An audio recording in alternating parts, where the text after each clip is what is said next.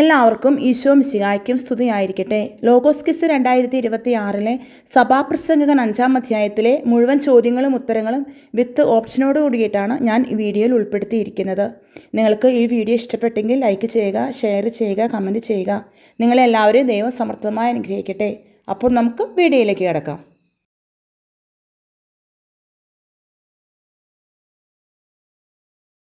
സഭാപ്രസംഗകൻ 5-ാം അധ്യായം. ഒന്നാമത്തെ ചോദ്യമാണ്, സഭാപ്രസംഗകൻ 5-ാം അധ്യായത്തിൽ എത്ര വാക്യങ്ങളുണ്ട്? 24, 20, 22, 21. ഉത്തരം 20. രണ്ടാമത്തെ ചോദ്യമാണ്, സഭാപ്രസംഗകൻ 5-ാം അധ്യായത്തിൽ എത്ര ശീർഷകങ്ങളുണ്ട്? 3, 2, 1, 4. ഉത്തരം 2. മൂന്നാമത്തെ ചോദ്യമാണ്, സഭാപ്രസംഗകൻ 5-ാം അധ്യായത്തിലെ ആദ്യത്തെ ശീർഷകം എന്ത്?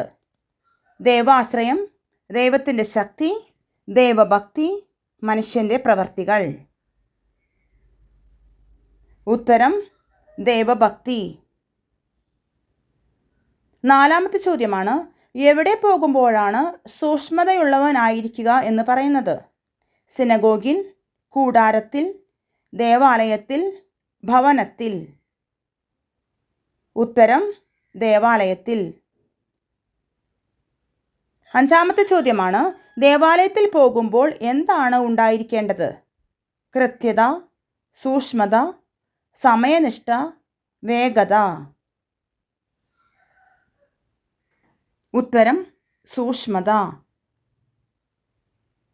ഏഴാമത്തെ ചോദ്യമാണ്, ശ്രദ്ധിച്ച് കേൾക്കാൻ എവിടെ ചെല്ലുന്നതാണ് വിഡ്ഢിയുടെ ബലിയർപ്പണത്തേക്കാൾ ഉത്തമം? ദൂരത്ത്, മധ്യത്തിൽ, മുമ്പിൽ, അടുത്ത്. ഉത്തരം അടുത്ത്. എട്ടാമത്തെ ചോദ്യമാണ്, ശ്രദ്ധിച്ച് കേൾക്കാൻ അടുത്ത് ചെല്ലുന്നതാണ് വിഡ്ഢിയുടെ എന്തിനേക്കാൾ ഉത്തമം? ബലിയർപ്പണത്തേക്കാൾ, കാഴ്ചവസ്തുക്കളേക്കാൾ, സമർപ്പണത്തേക്കാൾ, കാഴ്ചകളേക്കാൾ. ഉത്തരം ബലിയർപ്പണത്തേക്കാൾ. ഒമ്പതാമത്തെ ചോദ്യമാണ്, തങ്ങൾ തിന്മയാണ് പ്രവർത്തിക്കുന്നത് എന്ന് ആര് അറിയുന്നില്ല എന്നാണ് പറയുന്നത്? വിഡ്ഢികൾ, വിവേകികൾ, ഭോഷന്മാർ, ചാരന്മാർ. ഉത്തരം ഭോഷന്മാർ. പത്താമത്തെ ചോദ്യമാണ്, തങ്ങൾ എന്താണ് പ്രവർത്തിക്കുന്നതെന്ന് ഭോഷന്മാർ അറിയുന്നില്ല എന്നാണ് പറയുന്നത്? അശുദ്ധി, വിഗ്രഹാരാധന, തിന്മ, മ്ലേച്ഛത. ഉത്തരം തിന്മ. 11ാമത്തെ ചോദ്യമാണ്, എങ്ങനെ സംസാരിക്കരുത് എന്നാണ് സഭാപ്രസംഗകൻ 5:2 പറയുന്നത്? അർത്ഥശൂന്യമായി, തിന്മയായി, വിവേകശൂന്യമായി, മ്ലേച്ഛമായി. ഉത്തരം വിവേകശൂന്യമായി. 12ാമത്തെ ചോദ്യമാണ്, വിവേകശൂന്യമായി എന്ത് ചെയ്യരുത് എന്നാണ് പറയുന്നത്? പെരുമാറരുത്, സംസാരിക്കരുത്, പ്രവർത്തിക്കരുത്, നഷ്ടപ്പെടുത്തരുത്. ഉത്തരം സംസാരിക്കരുത്. 13ാമത്തെ ചോദ്യമാണ്, എവിടെ പ്രതിജ്ഞയെടുക്കാൻ തിടുക്കം കൂട്ടരുത് എന്നാണ് പറയുന്നത്? കൊട്ടാരത്തിൽ, രാജസന്നിധിയിൽ, കൂടാരസന്നിധിയിൽ, ദൈവസന്നിധിയിൽ. ഉത്തരം ദൈവസന്നിധിയിൽ. 14ാമത്തെ ചോദ്യമാണ്, ദൈവസന്നിധിയിൽ എന്ത് എടുക്കാൻ തിടുക്കം കൂട്ടരുത് എന്നാണ് പറയുന്നത്? തീരുമാനമെടുക്കാൻ, കൽപ്പനകൾ എടുക്കാൻ, ബലികൾ എടുക്കാൻ, പ്രതിജ്ഞയെടുക്കാൻ. ഉത്തരം പ്രതിജ്ഞയെടുക്കാൻ. 15ാമത്തെ ചോദ്യമാണ്, ദൈവം സ്വർഗത്തിലാണ്, നീ ഭൂമിയിലും, അതുകൊണ്ട് നിന്റെ എന്താണ് ചുരുങ്ങിയിരിക്കട്ടെ എന്ന് പറയുന്നത്? പ്രവർത്തികൾ, ആലോചനകൾ, വാക്കുകൾ, തീരുമാനങ്ങൾ. ഉത്തരം വാക്കുകൾ. 16ാമത്തെ ചോദ്യമാണ്, ആകുലതകളേറുമ്പോൾ എന്താണ് കൂടുന്നത്? ഭയം, ദുസ്വപ്നങ്ങൾ, ഭീതി, ആലോചനകൾ. ഉത്തരം ദുസ്വപ്നങ്ങൾ. 17ാമത്തെ ചോദ്യമാണ്, എന്ത് ഏറുമ്പോഴാണ് ദുസ്വപ്നങ്ങൾ കൂടുന്നത്? ആകുലത, ഉത്കണ്ഠ, മരണഭീതി, അധ്വാനം. ഉത്തരം ആകുലത. 18ാമത്തെ ചോദ്യമാണ്, എന്ത് ഏറുമ്പോഴാണ് അത് മൂഢജൽപ്പനമാകുന്നത്? പ്രവർത്തികളേറുമ്പോൾ, തിന്മകളേറുമ്പോൾ, വാക്കുകളേറുമ്പോൾ, അസ്വസ്ഥതകളേറുമ്പോൾ.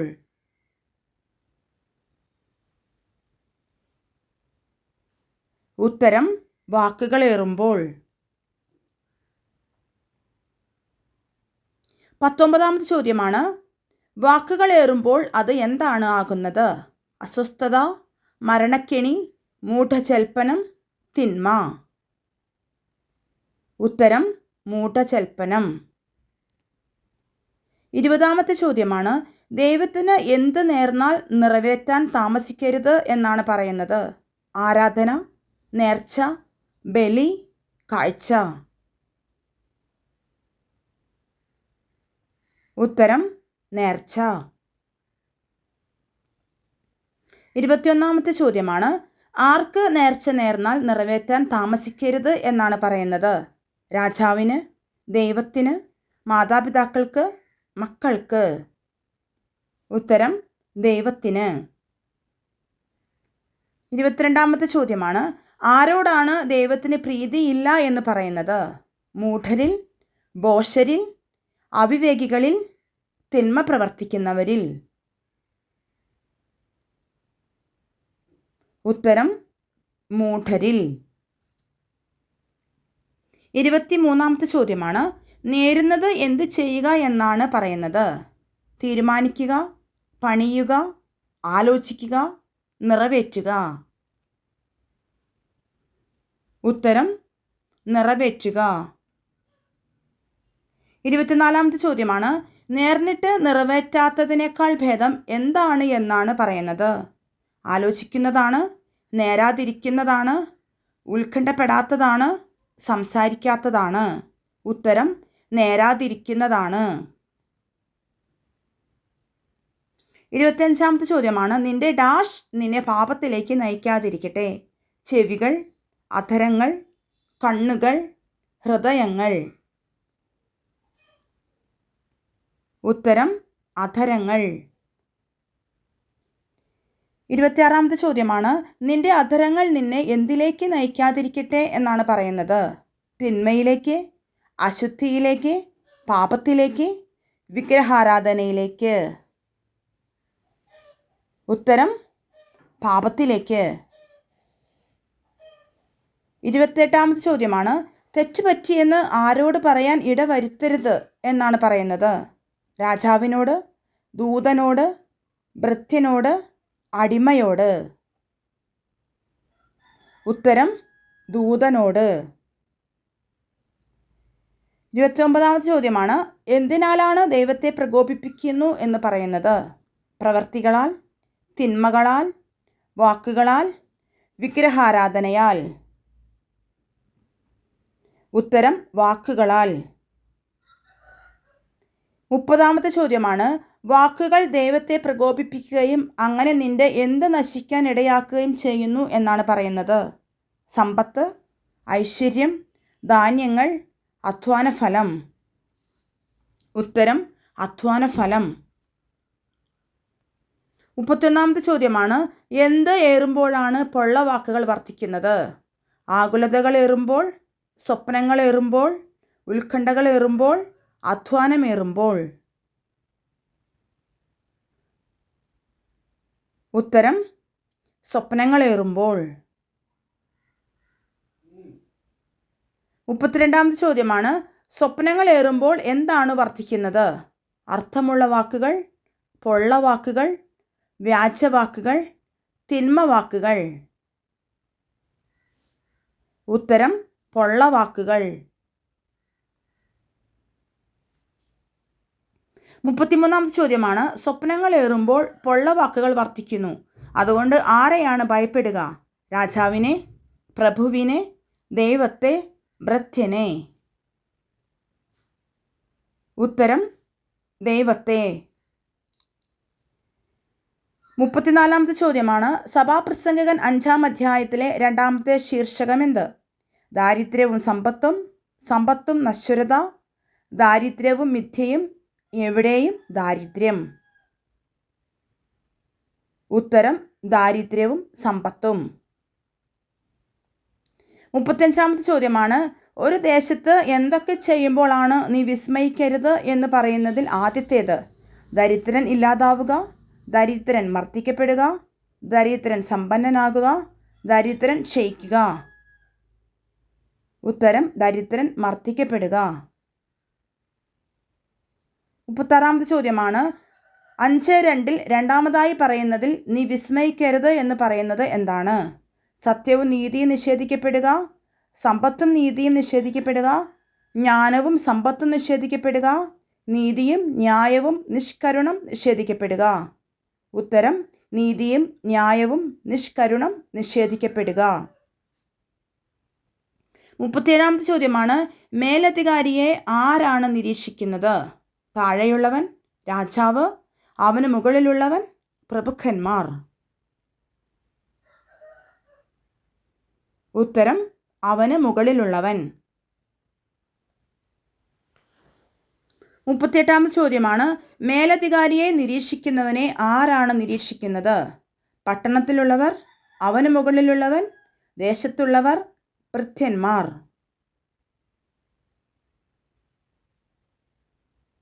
ഉത്തരം അവന് മുകളിലുള്ളവൻ. 39-ാമത്തെ ചോദ്യമാണ് ഒരു ദേശത്ത് എന്താണ് നിഷ്കരുണം നിഷേധിക്കപ്പെടുന്നത്? സത്യവും നീതിയും, ജ്ഞാനവും സമ്പത്തും, നീതിയും ന്യായവും, നീതിയും സമ്പത്തും.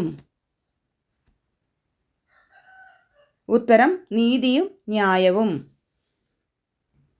40-ാമത്തെ ചോദ്യമാണ് എന്താണ് എല്ലാവർക്കും ഉള്ളതാണ് എന്ന് 5:9 പറയുന്നത്? ധാന്യത്തിലെ കതിർ, വൃക്ഷങ്ങളിലെ പഴങ്ങൾ, സുഗന്ധവ്യഞ്ജനങ്ങൾ, ഭൂമിയിലെ വിളവ്. ഉത്തരം ഭൂമിയിലെ വിളവ്. 41-ാമത്തെ ചോദ്യമാണ് ആർക്കാണ് വിളവിൽ ആശ്രയിക്കാതെ വയ്യ എന്ന് 5:9 പറയുന്നത്? ദരിദ്രന്, പ്രഭുവിന്, രാജാവിന്, സമ്പന്നർക്ക്. ഉത്തരം രാജാവിന്. 42-ാമത്തെ ചോദ്യമാണ് ആരാണ് ദ്രവ്യം കൊണ്ട് തൃപ്തി വരികയില്ല എന്ന് പറയുന്നത്? സമ്പന്നർ, ധനികർ, ദ്രവ്യാഗ്രഹി, അടിമകൾ. ഉത്തരം ദ്രവ്യാഗ്രഹി. 43-ാമത്തെ ചോദ്യമാണ് ധനം മോഹിക്കുന്നവൻ എന്തുകൊണ്ട് തൃപ്തി അടയുകയില്ല? സമ്പത്ത് കൊണ്ട്, ദ്രവ്യം കൊണ്ട്, ധനം കൊണ്ട്, ധാന്യം കൊണ്ട്. ഉത്തരം ധനം കൊണ്ട്. 44-ാമത്തെ ചോദ്യമാണ് വിഭവങ്ങൾ ഏറുമ്പോൾ അത് തിന്നൊടുക്കുന്നവരുടെ എന്താണ് പെരുകുന്നത്? അംഗസംഖ്യ, എണ്ണം, സമ്പത്ത്, ധാന്യങ്ങൾ. ഉത്തരം എണ്ണം. 45-ാമത്തെ ചോദ്യമാണ് എന്ത് ഏറുമ്പോഴാണ് അത് തിന്നൊടുക്കുന്നവരുടെ എണ്ണം പെരുകുന്നത്? ധാന്യങ്ങൾ, വിഭവങ്ങൾ, സമ്പത്ത്, അധ്വാനം. ഉത്തരം വിഭവങ്ങൾ. 46-ാമത്തെ ചോദ്യമാണ് നോക്കി നിൽക്കാനല്ലാതെ ആർക്ക് അതുകൊണ്ട് എന്ത് പ്രയോജനം എന്നാണ് പറയുന്നത്? കാര്യസ്ഥന്, ഉടമസ്ഥന്, പ്രഭുവിന്, അധികാരിക്ക്. ഉത്തരം ഉടമസ്ഥന്. 47-ാമത്തെ ചോദ്യമാണ് ഭക്ഷിക്കുന്നത് അല്പമോ അധികമോ ആകട്ടെ ആർക്കാണ് സുഖനിദ്ര ലഭിക്കുന്നത്? അധ്വാനിക്കുന്നവന്, ജ്ഞാനമുള്ളവന്, ക്ലേശിക്കുന്നവന്, ആഹ്ലാദിക്കുന്നവന്. ഉത്തരം അധ്വാനിക്കുന്നവന്. 48-ാമത്തെ ചോദ്യമാണ് അധ്വാനിക്കുന്നവന് എന്താണ് ലഭിക്കുന്നത്? സമ്പത്ത്, ലാഭം, ആനന്ദം, സുഖനിദ്ര. ഉത്തരം സുഖനിദ്ര. 49-ാമത്തെ ചോദ്യമാണ് അമിത സമ്പാദ്യം ആരുടെ ഉറക്കമാണ് കെടുത്തുന്നത്? അധ്വാനിക്കുന്നവൻ്റെ, ആഹ്ലാദിക്കുന്നവൻ്റെ, ധനികൻ്റെ, ദരിദ്രൻ്റെ. ഉത്തരം ധനികൻ്റെ. 50-ാമത്തെ ചോദ്യമാണ്, ധനികൻ്റെ ഉറക്കം കെടുത്തുന്നത് എന്താണ്? ധാന്യപ്പുരകൾ, ധാന്യസമ്പത്ത്, അമിത സമ്പാദ്യം, ദ്രവ്യങ്ങൾ. ഉത്തരം അമിത സമ്പാദ്യം. 51-ാമത്തെ ചോദ്യമാണ്, സൂര്യന് കീഴെ ഞാൻ വലിയൊരു തിന്മ കണ്ടു എന്ന് 5:13 പറയുന്നത് എന്താണ്? ധനികൻ ദരിദ്രരെ കൊള്ളയടിക്കുക, ധനികൻ പാവപ്പെട്ടവരെ ചൂഷണം ചെയ്യുന്നു, ധനികൻ സമ്പാദ്യം കുന്നുകൂട്ടുന്നു, ധനികൻ തൻ്റെ തന്നെ നാശത്തിന് മുതൽ സൂക്ഷിക്കുന്നു. ഉത്തരം ധനികൻ തൻ്റെ തന്നെ നാശത്തിന് മുതൽ സൂക്ഷിക്കുന്നു. 52-ാമത്തെ ചോദ്യമാണ്, ആരാണ് തൻ്റെ തന്നെ നാശത്തിന് മുതൽ സൂക്ഷിക്കുന്നത്? സമ്പന്നൻ, ഭരണാധികാരി, ധനികൻ, ദരിദ്രൻ. ഉത്തരം ധനികൻ. 53-ാമത്തെ ചോദ്യമാണ്, ഒരു സാഹസയത്നത്തിൽ അത് നഷ്ടപ്പെടുന്നു. ഏത്? ധനികൻ്റെ മുതൽ, ധനികൻ്റെ സമ്പത്ത്, ധനികൻ്റെ ജ്ഞാനം, ധനികൻ്റെ അറിവ്. ഉത്തരം ധനികൻ്റെ മുതൽ.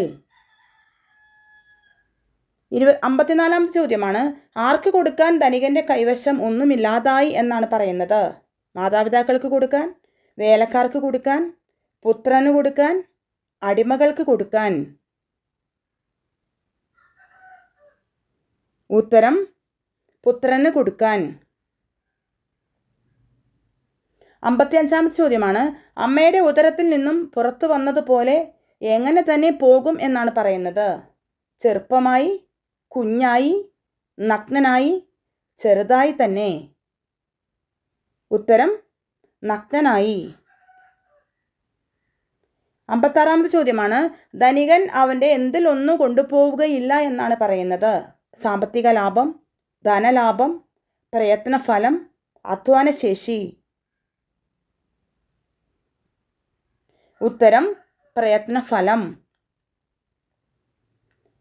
57-ാമത്തെ ചോദ്യമാണ്, തള്ളി നീക്കിയ ജീവിതം കൊണ്ട് അവൻ എന്ത് പ്രയോജനം എന്ന് പറയുന്നതിൽ ആദ്യത്തേത് ഏത്?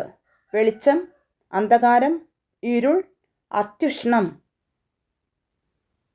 ഉത്തരം അന്ധകാരം. 58-ാമത്തെ ചോദ്യമാണ്, എവിടെയൊക്കെ തള്ളി നീക്കിയ ജീവിതത്തിൽ എന്ന് പറയുന്നതിൽ 2ഉം 3ഉം ഏത്? അസ്വസ്ഥത, ദുഃഖം, വിലാപം, ആകുലത, വിലാപം, അന്ധകാരം, ആകുലത, അസ്വസ്ഥത. ഉത്തരം വിലാപം, ആകുലത. 59-ാമത്തെ ചോദ്യമാണ്, നാലാമതായി ഏത് അവസ്ഥയിൽ തള്ളി നീക്കിയ ജീവിതമാണ് പറയുന്നത്? പീഡനത്തിൽ, രോഗത്തിൽ, അസ്വസ്ഥത, ക്ലേശം. ഉത്തരം രോഗത്തിൽ. 60-ാമത്തെ ചോദ്യമാണ്, 5-ാമതായി ഏത് അവസ്ഥയിൽ തള്ളി നീക്കിയ ജീവിതമാണ് പറയുന്നത്? ആകുലത, രോഗങ്ങൾ, അസംതൃപ്തി, പീഡനങ്ങൾ.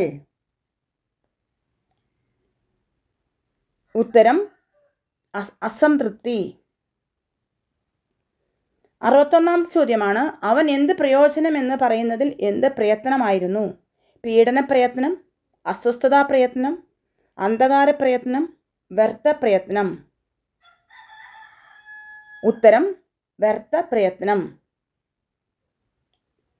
62-ാമത്തെ ചോദ്യമാണ്, 5:18 ഈ ഹ്രസ്വജീവിതം എന്താണെന്നാണ് പറയുന്നത്? പ്രകൃതിദത്തം, ദൈവദത്തം, ആത്മദത്തം, മനുഷ്യദത്തം. ഉത്തരം ദൈവദത്തം. 63-ാമത്തെ ചോദ്യമാണ്, എന്താണ് ഉത്തമവും യോഗ്യവുമായി ഞാൻ കണ്ടിട്ടുള്ളത് എന്ന് സഭാപ്രസംഗകൻ പറയുന്നത്?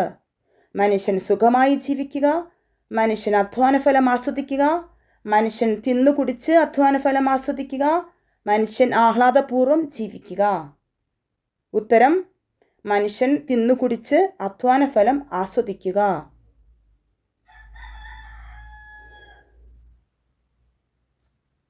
64-ാമത്തെ ചോദ്യമാണ്, ദൈവം എന്ത് അനുഭവിക്കാനുള്ള കഴിവ് നൽകി അനുഗ്രഹിച്ചു എന്നാണ് പറയുന്നത്? ജ്ഞാനവും ആഹ്ലാദവും, സമ്പത്തും സമൃദ്ധിയും, സന്തോഷവും സമൃദ്ധിയും, സമൃദ്ധിയും ജ്ഞാനവും.